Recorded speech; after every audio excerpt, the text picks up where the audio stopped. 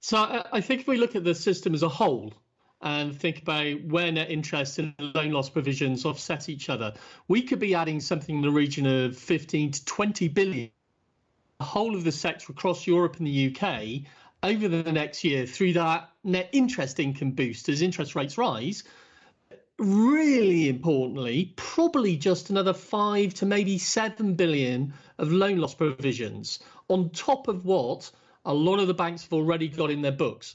And they're being pretty cautious going into this recession. Deutsche Bank talking about 2% next year. A lot of banks modelling a 2% recession as their downside scenario in the UK as well.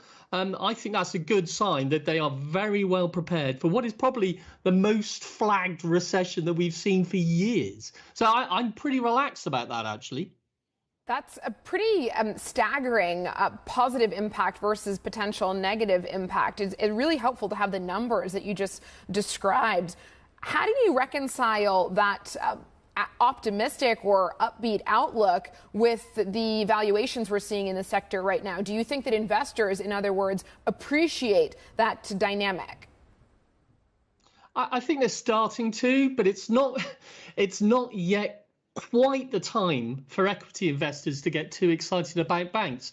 We need to see them get through this period. We need to see their modelling actually come through correct. And it may take them till the spring to realise actually the banks are incredibly profitable at the moment. They're getting on top of costs. Deutsche Bank maybe not so much in the third quarter.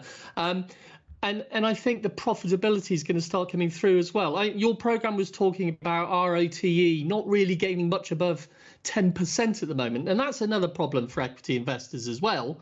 You know, that whole push towards better returns is only happening. We're not there yet. So investors are giving them a discount for the uncertainty, a discount for going into recession. But I do think the banks have done some good work coming into this period to prepare for it.